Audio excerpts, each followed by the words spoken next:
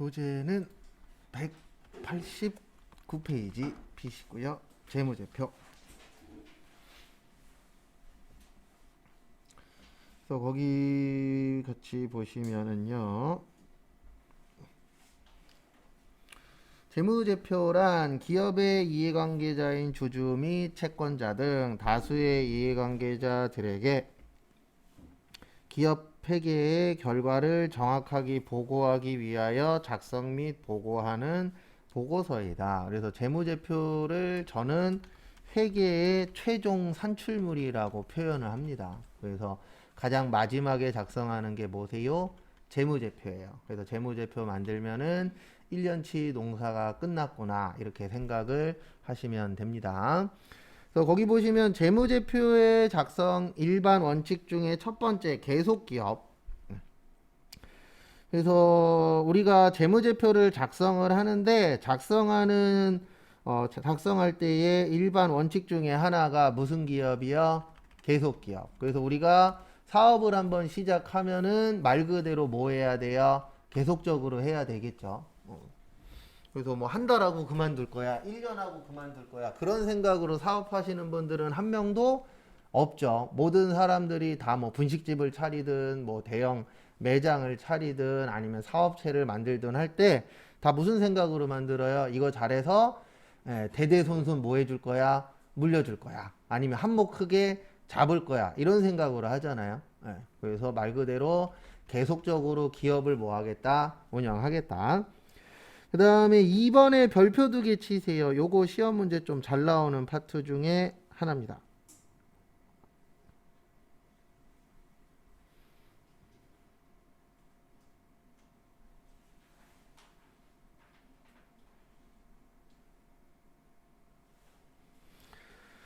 그래서 보시면은요. 보시면 재무제표 작성 책임과 표시는 누가 진다고요? 경영자가 지는 겁니다. 회사 대표님께서. 시험 문제는 요걸로 잘 나와요. 회계 담당자가 아니고 경영자가 책임을 지도록 되어 있다라는 거 참고하시고요.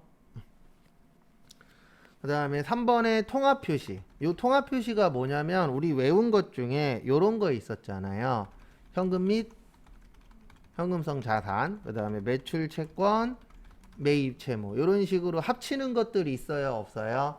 있죠. 이런 것들은 합쳐서 표시를 해줘야 됩니다. 그래서 이걸 무슨 표시라 그래요? 통합 표시라고 표현을 합니다. 그 다음에 4번에 보시면 비교재무제표의 작성이라고 있어요. 거기에다가 이렇게 적어주세요. 단기하고 전기.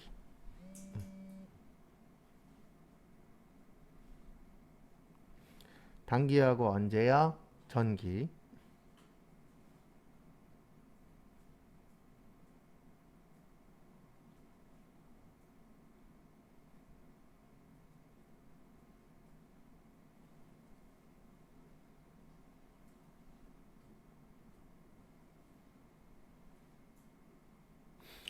그래서 이게 무슨 뜻이냐면 비교를 해야 되는데 다른 회사하고는 비교할 수가 없어요. 왜냐면 회사들마다 구조라던가 직원 수라던가 크기라던가 이런 게 다 어떻죠? 틀리죠. 삼성하고 SK하고도 직접적인 비교가 안 돼요. 왜냐면 일하는 게 틀리니까. 그래서 원래 비교를 하려면은 규모라던가 이런 것들이 다 어때야 돼요? 똑같다라는 전제 하에 비교를 해야 됩니다. 그래서 다른 회사하고 비교할 수는 없으니까 올해 거하고 언제 거하고 비교하는 거예요? 작년 거. 그래서 뉴스 보다 보면은 이런 얘기 많이 나오잖아요. 삼성전자가 작년에 비해서 올해 얼마 벌었다. 이런 얘기들 많이 나오죠. 다른 회사랑 비교를 잘 안 해요. 왜냐면 회사마다 파는 게 틀리잖아요. 그리고 그 당시에 이슈화 되는 것도 같아요. 틀려요? 틀리죠. 그래서 뭐가 이슈화 되냐에 따라서 그쪽 관련된 회사들은 돈을 많이 벌 수도 있고 회사가 안 좋아질 수도 있죠. 그 상황에 따라서 틀리니까. 그래서 지금 이제 저기 코로나 때문에 코로나 덕분일 수도 있지만 비대면 하는 사람들이 돈 많이 벌었잖아요. 뭐 배달업체라던가 아니면 뭐 쿠팡이라던가 이런 데들이 작년부터 해서 돈 많이 벌 수밖에 없죠. 왜냐면 사람들이 안 돌아다니고 대부분 다 시키니까. 예. 그다음 그래서 뭐 배달의 민족이니 이런 데들이 돈 꽤 벌었잖아요. 예. 근데 그게 왜 그러냐면 지금 상황이 그런 것들이 돈을 많이 벌 수밖에 없죠. 그래서 비교할 때에는 그냥 똑같은 회사들끼리 비교를 하는데 올해 거하고 언제 거요? 작년 거. 그래서 작년에 비해서 올랐느냐 떨어졌느냐 요걸 중요하게 보는 거예요. 근데 일반적으로 작년보다는 올라야 됩니다. 왜 그러냐면 인플레이션이잖아요. 그러면 똑같이 팔았어도 작년보다 올해 파는 게 늘어나야 돼요. 왜냐면 가격이 대부분 올라갔으니까. 근데 만약에 작년에 비해서 올해 매출액이 떨어졌대. 그러면 결론적으로는 회사가 잘 운영이 안 되고 있는 거죠. 예전에 비해서. 그래서 미안한 얘기지만 남양이 그래서 요번에 악수를 둔 거잖아요. 계속 안 좋은 일만 터지니까. 근데 이대로 나가면 남양이라는 회사가 없어질 수도 있습니다. 왜냐면 사람들 뇌리에 이제 완전히 각인이 돼버렸잖아요. 남양 그러면 갑질하는 회사, 이상한 소문 내는 회사. 그 다음에 뭐 창업주가 이미 떠나긴 했지만 창업주의 손녀가 이상한 행동하는 회사. 이렇게 아예 사람들 뇌리에 박히면 남양 거 들었다가도 마크 보면 딴 걸로 바꿔요, 안 바꿔요? 바꾸죠. 그래서 남양이 지금까지 했었던 노력이 뭐였었냐면은 그 남양이라는 마크를 지우려고 노력을 많이 했어요. 그래서 자기네 제품인데도 남양이라는 걸 조그맣게 쓰거나 아니면 아예 남양이란 거는 안 보이게 만들거나 이런 식으로 좀 노력들을 했었죠. 그래도 남양이 그나마 좀 버텼었던 거는 저도 이제 마트 가면은 가격 같은 거 많이 보잖아요. 그러면 다른 데 거보다 좀 싸요. 1, 200원이라도. 그래서 그걸로라도 버텼었는데 아마 지금은 안 사는 사람들 더 많을 거예요. 앞으로 가면 갈수록 더. 그러니까 이게 모르겠어요. 정답은 없는데 항상 뭔가 하나를 하려면 동전의 앞뒷면이라 잘 될 수도 있지만 뭐 할 수도 있어요. 안 될 수도 있죠. 그래서 항상 안 됐을 때도 한번 고민을 해보셔야 돼요. 당연히 잘 돼야 되겠지만 그러니까 잘 돼서 행복한 거 한 90% 생각하면 안 됐을 때도 한 1, 20% 정도는 고민을 해보셔야 돼요. 왜냐면 우리 인생살이가 아시잖아요. 다 잘 되는 건 아니죠. 내 계획대로 됐으면은 지금 난 부자가 되어 있어야 되잖아요. 맞죠? 네. 저는 이미 계획대로였으면 로또 1등이 몇 번은 됐어야 된다고요. 네. 그 다음에 다음 페이지 요건 실무에서 중요해요. 계속상. 요거는 시험엔 안 나옵니다. 시험엔 안 나오는데 실제 회사 가시면 중요한 것 중에 하나가 요거예요. 무슨 성이요? 계속성. 그래서 계속성이 뭐냐면 한 번 A라고 했으면 계속 뭘로 가야 돼요? A로 가야 돼요. 근데 A로 가다가 B로 바꿨어. 예, 그러면 계속성이 올라가요? 떨어져요? 떨어져요. 근데 이게 회사 가시면 어떤 경우에 발생하냐면 그 격리 직원이 자주 바뀌는 회사들.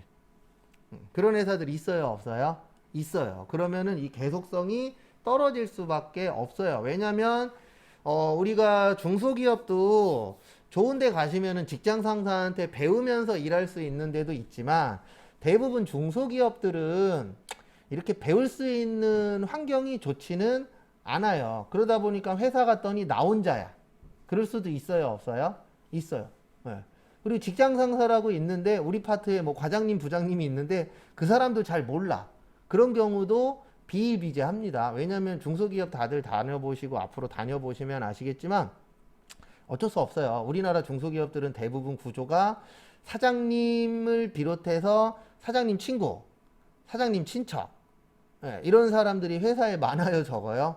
많아요. 구조 자체가. 안 그런 회사들도 많이 늘어나고 있지만 아직은 그런 회사들도 꽤 많거든요. 그래서 과장님이 있다 그래갖고 과장님한테 배우겠지 그래서 가봤더니 과장님이 사장님 친척이야. 아무것도 몰라. 이런 케이스들이 은근 있습니다. 네. 그러면 내가 못 배우다 보니까 어떻게 돼버리냐면은 내가 기존에 알고 있었던 지식으로 하는 경우들이 어때요?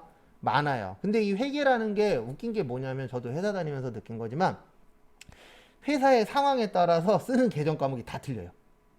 그러니까 저 예전에 회사 다닐 때 이런 경우도 있었어요. 제가 맨날 얘기하는 게 외상매출금, 그 다음에 외상매입금, 미수금, 미지급금 이 얘기 많이 하죠. 저 예전에 다니던 회사 한 군데는 이게 없어요. 없어요. 아예 미수금, 미지급금을 안 써요. 이것만 써요. 처음엔 왜 그러나 했는데 나중에 알았어요. 거기 이제 격리 파트가 총 3명이었는데 그 중에 이제 대리님으로 계시는 분이 누군가의 친척이더라고요. 근데 그 누군가는 몰라요. 네, 왜냐면 제가 그런 거 알기 전에 그만둬갖고. 어쨌든 누군가의 친척이다 보니까 회계를 할 수 있는 걸 쉽게 만들어 버린 거예요.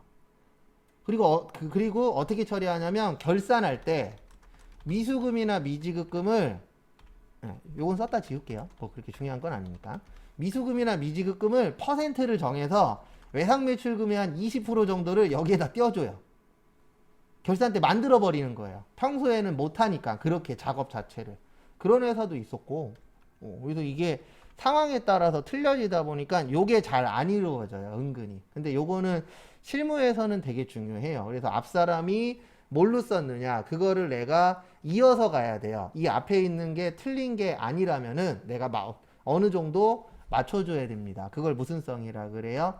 계속성. 근데 우리나라 회계는 은근 특히 중소기업들이나 좀 소규모의 회사들은 이 계속성이 깨져 있는 데들이 은근 많아요. 저도 회사 생활할 때 제가 깬 적도 있었고.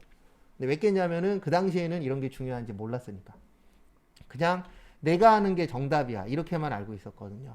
근데 이 계속성을 깨면 어떤 문제가 생기냐면은요. 이게 안 돼요.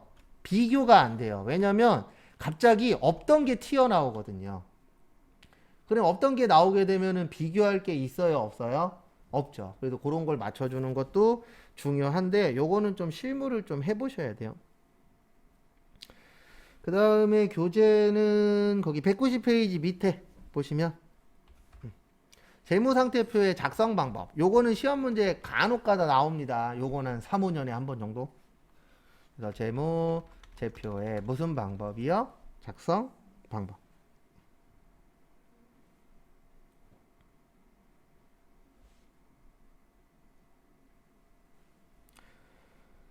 그래서 보시면은요. 첫 번째로 구분하라고 되어 있어요. 그러니까 제가 두 가지로 좀 알려드릴게요. 이렇게 말고 좀 이따가 나오는 게 손익계산서니까 재무상태표하고 손익계산서 그래서 작성 방법을 좀 볼게요. 이게 왜 필요하냐면은요. 혼자 보는 거라 그랬어요? 같이 보는 거라 그랬어요? 같이 보는 거라 그랬죠. 혼자 보는 거면은 작성 방법이 필요가 없어요. 왜냐면 내 맘대로 하면 되니까. 근데 같이 보는 거기 때문에 일정한 원리 원칙을 정해야 되거든요. 그게 이제 작성하는 방법이라고 보시면 돼요. 그래서 둘 다 총액주의예요. 무슨 주의라고요? 총액주의. 근데 자본만 상계처리예요. 자본만 상계처리. 총액주의의 뜻이 뭐냐면 이런 겁니다. 요건 썼다 지울 거예요. 만약에 외상매출금이 1,000만 원 있었어요. 얼마요? 1,000만 원. 외상매입금이 700만 원 있었어요. 얼마요? 700만 원. 요렇게 보여주는 게 총액주의예요. 그러니까 외상매출금 얼마, 외상매입금 얼마 이런 식으로 전체적으로 보여주는 겁니다. 그러면 이 정보를 이용하는 사람은 이렇게 생각할 수가 있을 거예요. 첫 번째 어떻게 생각하는 사람이 있냐면 받을 게 1,000만 원 있네. 갚을 게 얼마 있죠? 700 있죠. 그러면 1,000만 원 받아서 700 갚으면 얼마 남아요? 300 남죠. 그러면 이 회사는 좋은 회사야. 이렇게 생각하는 사람이 있을 수 있고 또 어떤 사람도 있을 수 있냐면 받을 거 1,000이고 줄 거 700이네. 근데 외상매출금 중에서 일부 못 받으면은 못 갚을 수도 있어요, 없어요? 있죠. 그러면 이 회사는 안 좋은 회사야. 이렇게 판단할 수도 있겠죠. 그래서 결론은 뭐냐면 그냥 회사에서는 전부 다 보여줘. 그러면 판단은 누가 할 거예요? 정보 이용자가 하겠죠. 그래서 어떤 사람은 이 회사 좋은 회사야. 어떤 사람은 이 회사 나쁜 회사야. 이렇게 생각할 수 있는데 만약에 외상매출금 300만 원만 있대. 왜냐면 1000에서 700 빼면 얼마예요? 300이죠. 이렇게 보여주면 대부분 잘못된 정보를 얻게 돼요. 그래서 어떻게 보게 되냐면 이 회사는 갚을 돈 없네. 받을 것만 얼마 있어요? 300 있네. 그러면 대부분 이렇게 판단하겠죠. 이 회사는 좋은 회사야. 왜냐면 부채가 없으니까. 이렇게 판단할 수도 있어요, 없어요? 있죠. 그래서 금액을 뺏어 주지 말고 전체적으로 보여줘라. 1000에 얼마로요? 700으로. 그러면 판단은 누가 하는 거예요? 이 정보 이용자가 하게끔 되어 있습니다. 왜냐면 이런 장난치면은 우리가 잘못된 정보를 얻고 여기에다 투자할 수도 있어요, 없어요? 있죠. 그래서 전체적으로 보여주라라고 되어 있고요. 그 다음에 구분해서 표시하라고 되어 있어요. 그 다음에 손익계산서는 계산서니까 구분해서 계산하는데 이게 무슨 뜻이냐면 여기 보시면은요. 재무상태표죠. 뭐예요? 재무상태표예요. 우리 문서 만들 때 표 써요? 안 써요? 쓰죠. 네, 문서 만들 때 표 왜 써요? 표를 활용하는 이유. 표시하기가 어때서요? 편해서. 그래서 이 재무상태표는 구분해서 표시하는데 이렇게 표시하라는 얘기예요. 자산하고 부채하고 자본을 나누어서 뭐해라? 표시해라. 그 다음에 여기 명칭 보시면 손익계산서죠. 손익계산서의 뜻이 뭐예요? 손해 났느냐? 아니면 뭐 났느냐? 이익 났느냐? 뭐 하는 곳이에요? 계산하는 곳이에요. 맞죠? 그래서 손익계산서예요. 그래서 손익계산서는 구분해서 뭐해라? 계산해라. 이렇게 되어 있는 겁니다. 그 다음에 세 번째로 유동성 배열법. 이게 무슨 뜻이냐면 현금화가 빠른 순서. 그래서 우리 유동 그러면 몇 년 이내죠? 1년 이내죠. 비유동 그러면 몇 년 넘는 거예요? 1년 넘는 거예요. 그래서 항상 회계의 1번 타자는 현금이에요. 왜냐하면 현금은 현금화 시킬 필요가 있어요? 없어요? 없죠. 이미 현금으로 되어 있기 때문에 우리 돈이 가장 쓰기 편하잖아요. 맞죠? 내가 만약에 집이 10채가 있어. 근데 현금이 없어. 그러면 어떤 문제가 생기냐면 지금 돈을 써야 되는데 이 건물이라는 건, 집이라는 거는 파는데 시간이 오래 걸릴 수도 있죠. 예, 내가 집 내난다 그래서 바로 팔리는 게 아니잖아요. 바로 팔릴 수도 있지만 6개월이 걸릴 수도 있고 1년이 걸릴 수도 있고 2년이 걸릴 수도 있어요, 없어요? 있어요. 그래서 저 예전에 한번 봤었는데 저한테 배우신 분이었는데 원래 강남 사셨대요. 근데 이제 제가 그때 김포에 일했었을 때인데 김포로 잠깐 이사를 왔었어요. 근데 어쨌든 평수가 좀 큰 평수였어요. 50평형이었나? 파는데 1년 넘게 걸렸어요. 그리고 제가 알기로 팔았을 때 1억인가 아마 덜 받았을걸요. 처음 내놓은 거보다. 왜냐면 안 팔리니까 방법은 하나밖에 없잖아요. 가격을 뭐 하는 거예요? 계속 다운시키는 거예요. 왜냐면 안 팔리는 이유는 하나잖아요. 가격이 뭐 하니까? 비싸니까. 그래서 다운돼서 판 적이 있었죠. 그래서 현금화가 제일 빠른 거는 현금이 가장 좋잖아요. 예. 왜냐면 현금은 현금화 시킬 필요가 없으니까. 그래서 그거를 이제 빨리빨리 쓸 수 있는 순서대로 해야 되는데 이 순서는 걱정 안 하셔도 돼요. 순서는 이미 프로그램에 되어 있어요. 예.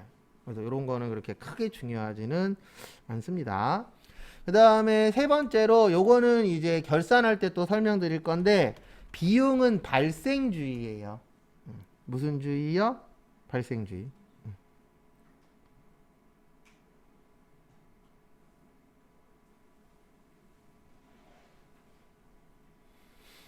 그 다음에 우리 몇 년 기준으로 많이 나누죠? 1년 기준. 그 다음에 수익은 실현주의. 요거는 나중에 결산할 때 쭉 설명 드릴 겁니다.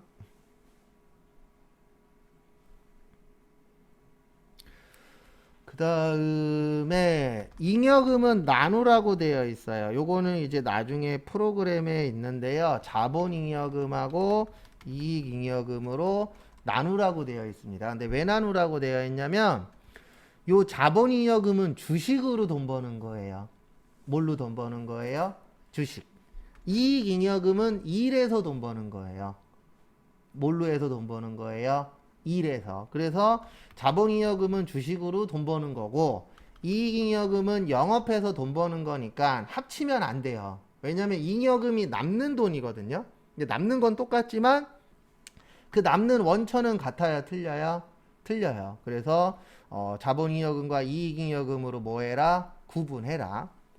그 다음에 수익비용은 대응되도록 되어 있어요. 이게 무슨 뜻이냐면 돈 벌려면 돈 버는 게 수익이에요. 돈 벌려면 뭐 써라? 돈 써라. 돈 안 벌고 돈 벌 수 있어요? 없어요? 없어요. 그래서 수익비용은 뭐 해야 된다? 대응해야 된다. 그래서 뉴스 보다 보면은 이런 거 나올 때 있어요. TV에. 제조회사는 1,000원을 벌려면 얼마를 써야 된다. 이런 거 나오거든요. 그 돈 버는 게 뭐가 되는 거예요? 수익이 되는 거고, 돈 쓰는 게 뭐가 되는 거예요? 비용이 되는 거예요. 그러면 우리가 지금 우리나라에 회사들 되게 많죠? 네. 근데 국세청 직원들은 그 회사 수에 비하면 많아요? 적어요? 적어요. 근데 장난치고 있는지 안 치고 있는지 이거 갖고 잡는 거예요. 무슨 뜻이냐면 만약에 우리가 음식점을 해요. 음식점을 하는데 삼겹살집 한다라고 칠게요. 그래서 만약에 이 삼겹살집 평균이 1,000원을 벌려면 700원을 써야 돼. 만약에. 그러면 몇 프로가 비용으로 나와야 되는 거예요? 1,000원에 700원이니까 70% 정도는 비용으로 나와야 되는데, 만약에 어떤 삼겹살집에서는 1,000원 버는데 200원이면 된대 라고 만약에 신고가 들어오잖아요. 그러면 요런 데들은 국가에서 주의 깊게 보는 거예요. 왜냐면 평균치 1,000원 벌려면 얼마 써야 돼요? 700원 써야 돼. 근데 여기는 얼마만 쓰면 돼요? 200원만. 그러면 여기는 문제 있는 회사일 확률이 높아요, 낮아요? 높죠. 그러면 세무조사 들어가는 거예요. 그냥 막 들어가는 게 아니에요. 원래 몇 년에 한 번씩 세무조사가 있긴 있는데, 이제 국가에서는 뭐를 주의 깊게 보냐면 일반적으로 평균치라는 게 있잖아요. 그 평균치에서 너무 벗어나는 데들은 의심을 하는 거죠. 왜냐하면 평균치에서 너무 벗어나게 되면은 저기는 뭔가 문제가 있을 확률이 높아요, 낮아요? 높죠. 그래서 나중에 세무사 사무실 쓰시면 세무사 사무실에서 이런 연락 올 때가 있어요. 매출액이 부족한 것 같아요. 아니면 매입액이 부족한 것 같아요. 이런 식으로 전화 와서 이야기할 때가 있습니다. 그게 다 저거 퍼센트 맞추는 거예요. 왜냐면 저 퍼센트가 근사치까진 가야 되거든요. 그러니까 만약에 평균이 70%야. 그러면 뭐 65%, 73% 이런 식으로 근사치 가야지 70%인데 30% 나와버려. 그러면 이거는 나중에 세무조사 나올 확률이 높아요. 왜냐면 문제가 있는 회사라고 국가에서 판단을 하니까. 그래서 나중에 혹시 일반 회사 가셨는데 세무사 사무실에서 매출액이 부족하대. 그러면 매출액을 진짜 늘려야 돼요. 그런 것들을 세무사 사무실에서 어느 정도 잡아주긴 합니다. 그 다음에 가짜 계정은 쓰지 말라고 되어 있어요. 우리가 배운 가짜 계정 몇 가지 있어요. 잠깐 봤었던 현금과부족 있었고, 가지급금 있었고, 가수금 있었는데, 요 가계정의 뜻이 뭐냐면 현금과부족의 뜻은 현금이 많거나 적을 때 쓰는 거예요. 그 다음에 가지급금은 돈 줬는데 어디 쓸지 모를 때, 가수금은 돈 받았는데 어디 쓸지 모를 때. 그래서 결론은 뭐냐면 셋 다 알아요, 몰라요? 몰라요. 모를 때 쓰는 걸 가계정이라고 하는데, 얘는 왜 표시하시면 안 되냐면은요, 이거 진짜예요, 가짜예요? 가짜죠. 외부 정보 이용자한테 가짜 정보를 주면 될까요? 안 될까요? 당연히 안 되겠죠. 왜냐면 가짜 정보를 주게 되면은 그 가짜 정보 보고 잘못 투자할 수도 있어요, 없어요? 있죠. 그래서 요번에 불가리스 아마 그거 나오고 나서 남양 주식 갖고 있었던 사람들 만세 불렀을 거예요. 왜냐면 그거 발표하고 나서 그 다음날 아침까지 20%인가 30% 올랐어요. 아침까지는. 근데 그러고 나서 이제 국가하고 일반적인 회사들에서 이제 반박하는 뉴스가 계속 나왔잖아요. 그거 나오자마자 한 3, 40% 꼬꾸라지긴 했지만. 그래서 이게 가짜를 보여주게 되면은 이게 잘못된 정보로 잘못 투자할 수도 있어요, 없어요? 있죠. 그래서 주식 얘기하면은 이제 가끔씩 연예인 중에서 저분 나오더라고요. 정준하 씨라고. 아시죠? 정준하 씨의 그 정보 가지고 노홍철 씨가 전 재산이었던 걸로 알고 있어요. 전 재산 투자했다가 쫄딱 망했잖아요. 그래서 이게 정보라는 게 나만 아는 정보도 있을 수 있지만 그 정보가 좋은 정보인지 잘못된 정보인지 알아요, 몰라요? 몰라요. 근데 거기에 올인하는 건 좀 위험하긴 합니다. 그리고 모든 책임은 누가 지는 거예요? 투자하신 분들이 지는 거예요. 저 제일 걱정되는 게 딱 하나예요. 돈 벌든 못 벌든 그 사람 상황인데, 문제는 뭐냐면 지금 주식 투자하는 사람들 많죠. 비트코인에 투자하는 사람들도 많아요. 아파트 산 사람들도 많아요, 적어요? 많아요. 산 거 본인이 생각해서 산 거잖아요. 저 제일 싫어하는 말이 뭐냐면 잘 되면 내 탓, 안 되면 국가 탓 하시는 분들이 있어요, 없어요? 있죠. 그게 제일 문제예요. 잘 되면 자기가 잘해서 잘 됐대. 안 되면은 뭐라 그러냐면 국가가 왜 그때 안 말렸니? 말렸잖아요. 비트코인 하라 그랬어요? 하지 말라 그랬어요? 하지 말라 그랬죠. 계속. 근데 했어요? 안 했어요? 했잖아요. 어. 지금 국가가 계속 얘기하고 있잖아요. 집값 위험하니까 조심하시라고. 예.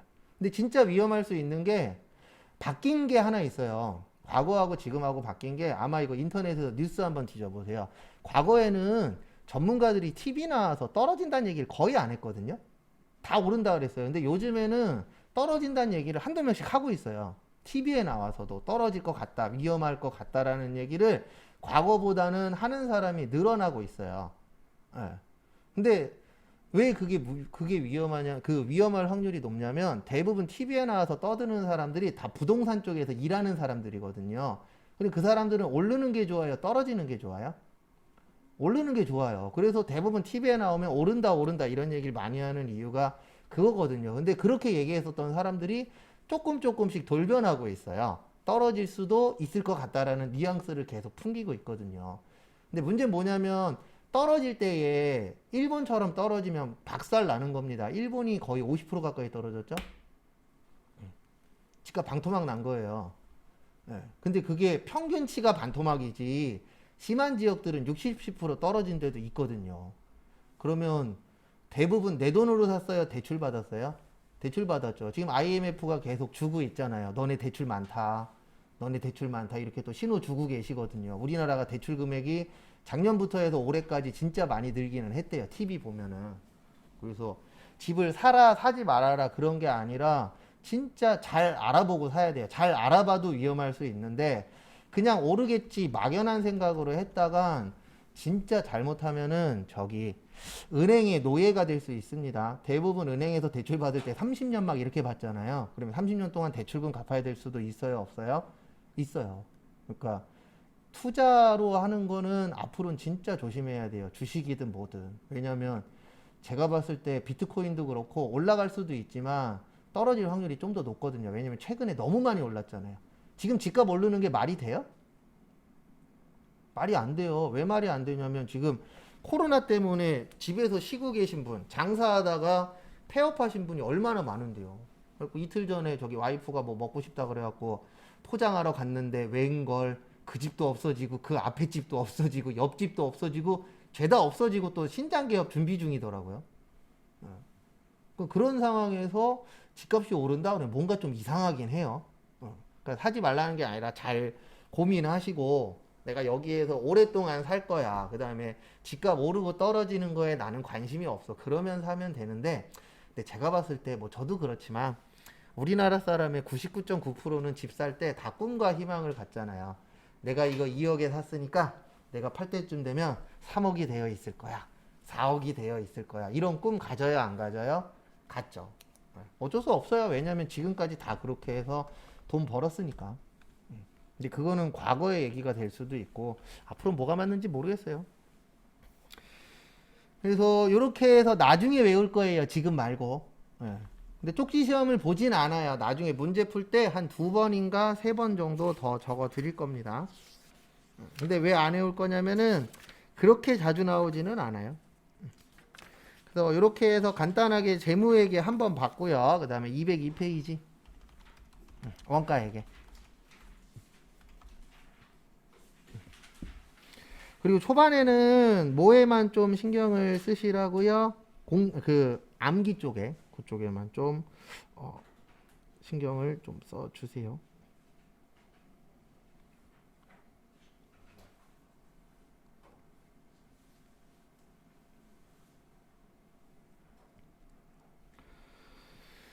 그래서 원가회계를 지금부터 볼 건데요. 원가회계는 좀 설명을 드리면 내부 정보 이용자에게 정보 제공하는 거예요. 저희가 좀 전에 봤었던 재무회계는 외부 정보 이용자에게 뭐 하는 거죠? 정보 제공하는 거죠.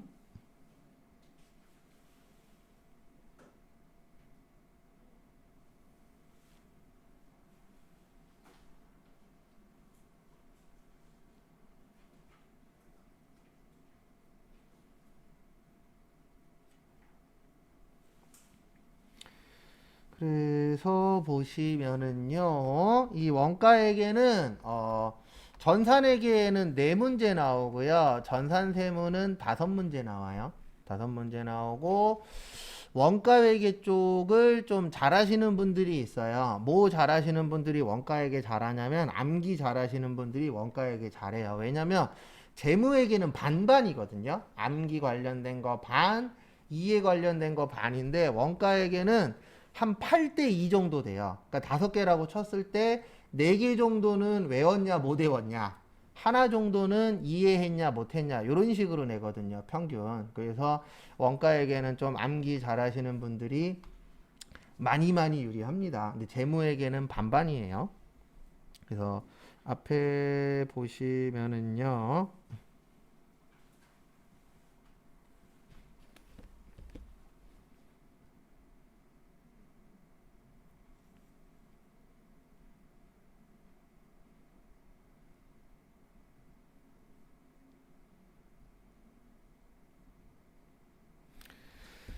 그래서 보시면 원가에게는 3가지로 되어 있어요. 몇 가지로 되어 계세요? 3가지. 그래서 3가지로 되어 있는데 우리 재무에게는 5가지로 되어 있어요. 몇 가지요? 5가지. 근데 원가는 3가지로 되어 있습니다. 재료비, 노무비, 제조, 경비. 이렇게 3가지로 되어 계세요. 지금은 그 외우라고 드린 거 보시면 돼요. 그거 안에 있는 거 먼저 정리를 좀 할 겁니다.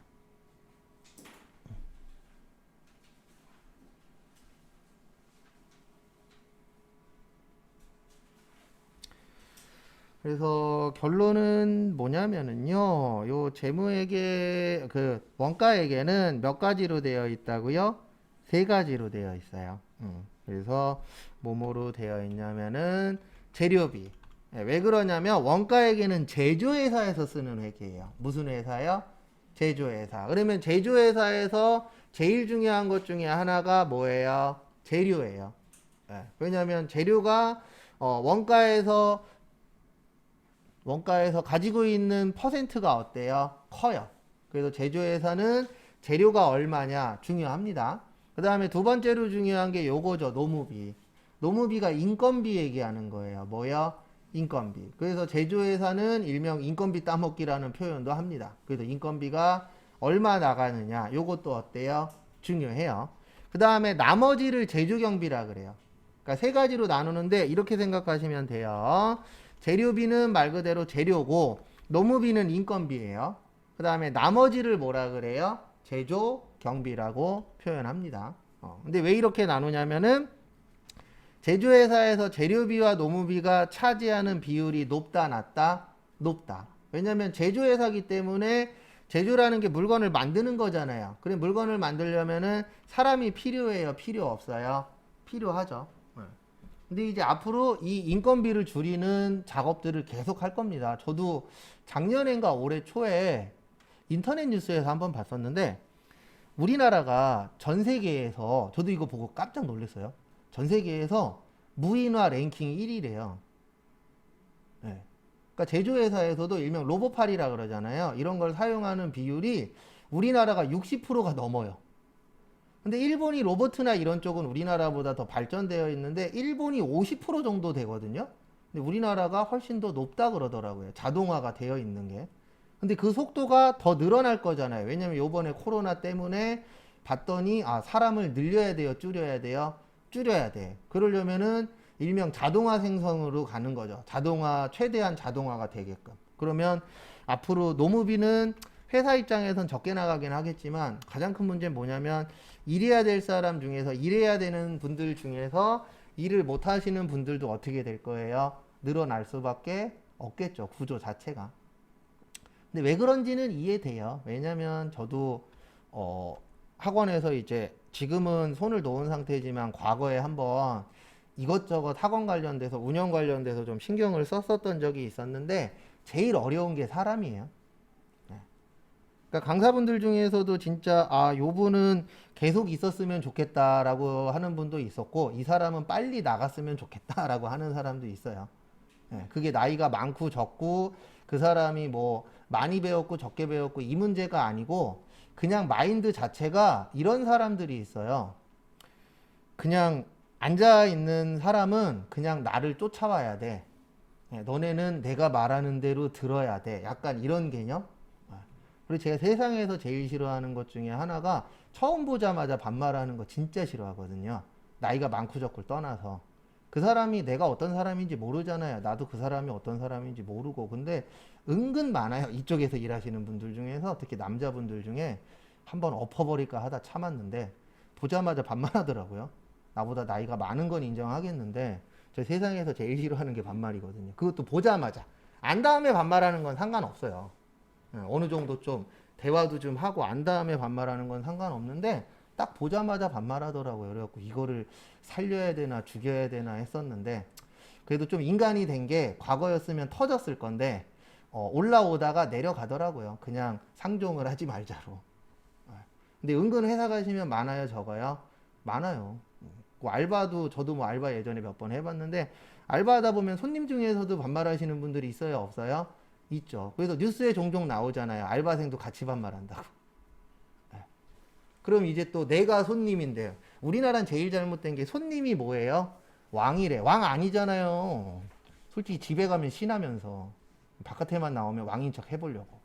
어쨌든 좀 많이 바뀌어야 돼요. 그 다음에 추적 가능성에 두 가지가 있어요. 직접비하고 간접비. 여기에서 말하는 추적은 원가 추적하는 거예요. 왜냐면 우리가 지금 배우려고 하는 게 무슨 회계예요? 원가 회계예요.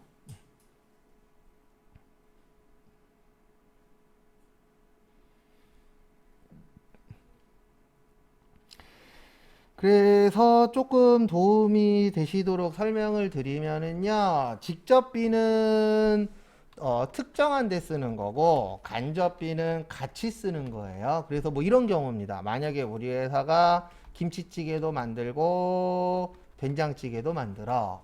이럴 수 있어요, 없어요? 있겠죠. 그래서 만약에 김치찌개에다가는 고추장 넣고 된장찌개에다가는 된장만 넣어. 아, 이런 거 할 때 그 얘기 좀 하지 마세요. 우리 집은 다 넣었는데요. 그냥 이건 예시예요. 예. 김치찌개에다가 된장 조금 푸시는 분도 있고 된장찌개에다 고추장 조금 푸시는 분도 있어요. 저도 알아요. 그건 다 틀린데 그냥 예시니까. 또 이렇게 한 군데만 들어가는 걸 직접비라 그래요. 그 다음에 김치찌개하고 된장찌개에다가 물 넣고 야채 넣고 소금 등 넣을 수도 있어요, 없어요? 있죠. 근데 이런 거는 양쪽에 같이 들어가잖아요. 이런 걸 뭐라고 하냐면 간접비라고 표현을 합니다. 그래서 앞으로 공부하실 때 제가 직접이라고 쓰면 하나에만 쓴 거예요. 몇 군데요? 하나. 그 다음에 제가 간접이라고 쓰면은 같이 쓴 거예요. 근데 왜 이렇게 구별을 하냐면 얘 때문에 그래요. 직접비는 어차피 갈 곳이 정해져 있죠. 그래서 만약에 우리 회사에서 고추장 한 통을 썼대. 근데 고추장이 10,000원이래. 그러면 김치찌개에 10,000원 들어가면 되잖아요. 왜냐면 고추장은 어디만 쓰니까요? 김치찌개만. 근데 문제는 뭐냐면 물값이 10만 원이 나왔대. 근데 혼자 썼어요? 같이 썼어요? 같이 썼죠. 그러면 같이 썼으니까 일정한 기준을 정해서 뭐 해야 되죠? 나눠줘야 되겠죠. 네. 그래서 이거 생각하시면 돼요. 친구들 3명이 만났어요. 나 포함해서 3명이 만나서 밥을 먹었는데 밥값이 3만 원 나왔어요. 그러면 이 3만 원을 나눠서 내잖아요. 얼마씩이요? 10,000원씩. 근데 왜 나눠서 내냐면 밥을 혼자 먹었어요? 같이 먹었어요? 같이 먹었죠. 그럼 같이 먹으면은 요게 되는 거예요. 무슨 비요? 간접비. 간접비는 같이 했으니까 혼자 가져야 된다, 나눠야 된다, 나눠야 된다. 이 원가액의 주목적이 요거거든요. 이 간접비를 어떻게 나누는 게 정확할 것이냐. 실질적으로 밥값 3만 원 나왔는데 10,000원 냈을 때에 속으로 10,000원이 아까워. 이런 생각하시는 분들도 있어요, 없어요? 있어요. 왜냐면 나는 몇 숟갈 안 먹었어, 만약에. 예. 제가 그랬거든요. 제가 운동을 좀 좋아해서 조기축구를 했었는데 언젠가부터 조기축구 끝나고 밥 먹으러 가면 밥 먹으러 안 갔어요. 왜 안 갔냐면 순댓국집을 가잖아요.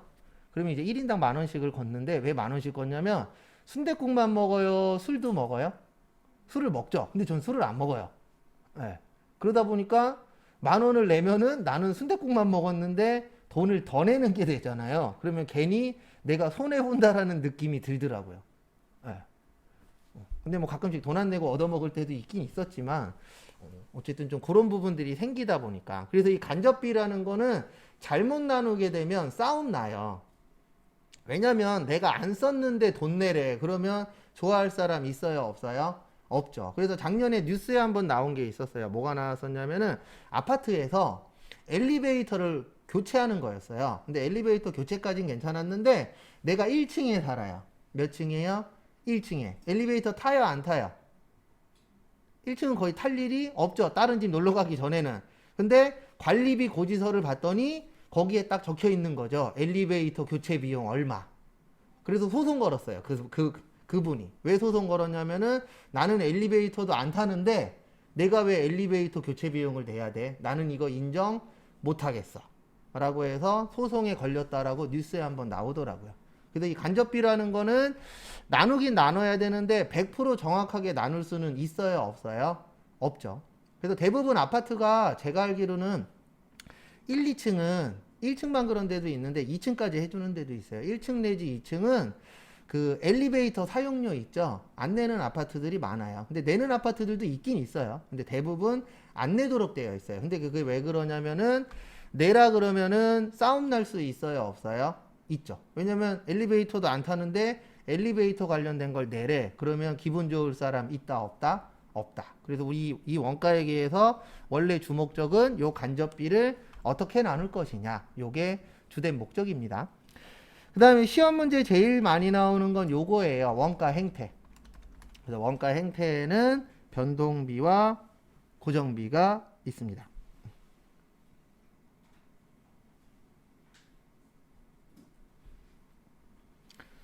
그래서 이거는 좀 말뜻을 이해하시면 좋은데요. 변동의 뜻이 뭐죠? 변동. 네, 뭐 한다? 움직인다. 고정은요? 안 움직인다. 맞죠? 네. 그래서 이런 경우에요. 변동비의 가장 대표적인 게 재료비하고 노무비예요. 왜 그러냐면 우리 물건 만들면 재료비 많이 들어가죠. 맞죠? 물건 적게 만들면 재료비 조금 들어가죠. 네, 움직이잖아요. 그래서 변동비고 노무비 일 많이 하면 월급 많이 받아갑니다. 일 조금 하면요 적게 받아가요. 네. 참고로 사무직은 그런 게 적은데 사무직은 대부분 많이 하나 적게 하나 받는 월급 어때요? 똑같죠. 근데 생산직은 많이 일하시면은 많이 받아가도록 되어 있어요. 왜냐면 야근 수당이나 이런 거를 많이 받잖아요. 생산직은. 근데 일반적으로 사무직은 야근 일해도 돈 들어와요, 안 들어와요?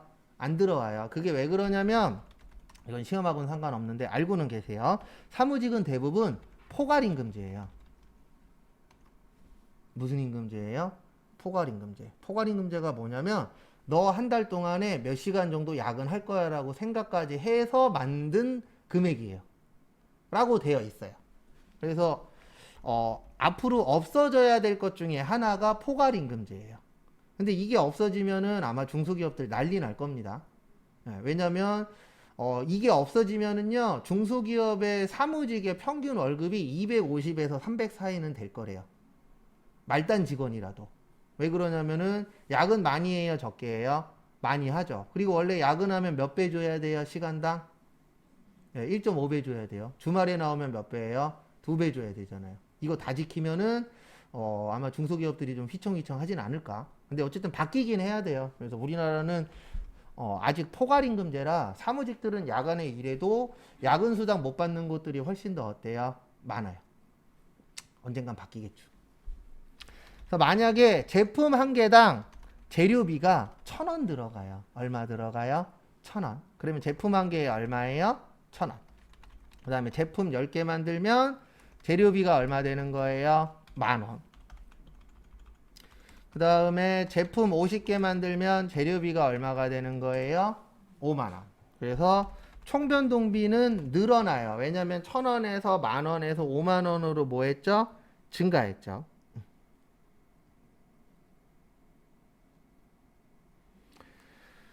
그 다음에 단위당 변동비라고 있어요. 단위당의 뜻이 뭐냐면 하나당이에요. 몇 개 당이요? 하나당. 그래서 하나 만들 때 1,000원이면 한 개에 얼마 나오죠? 1,000원 나와요. 얼마 나와요? 1,000원. 그 다음에 10개 만들 때 10,000원이면 한 개에 얼마 나와요? 1,000원 나와요. 50개 만들 때 50,000원이면 한 개당 얼마 나와요? 1,000원 나오죠. 그래서 단위당 변동비는 뭐하다? 일정하다. 그 다음에 요번에는 고정비 설명드릴게요. 고정비까지만 하고 일단 쉴 겁니다. 고정비의 가장 대표적인 건 보험료나 임차료예요.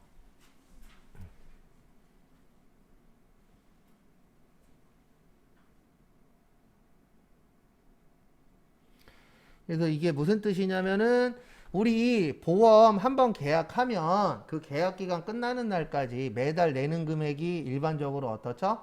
똑같죠. 갱신되지 않는 이상은. 그 다음에 임차료도 매달 어때요? 똑같아요. 임차료가 월세 얘기하는 겁니다. 그래서 우리가 계약 기간 동안 일반적으로 계약이 바뀌지 않으면 매달 내야 되는 월세는 어때요? 똑같아요. 그래서 똑같고 안 움직인다 그래서 무슨 비라 그래요? 고정비라고 합니다. 그래서 만약에 보험료가 한 달에 100만 원 나와요. 얼마 나와요? 100만 원. 그러면 한 개만 들어도 보험료는 얼마예요? 100만 원이에요. 10개 만들어도 보험료는 얼마죠? 100만 원이죠. 50개 만들어도 보험료는 얼마예요?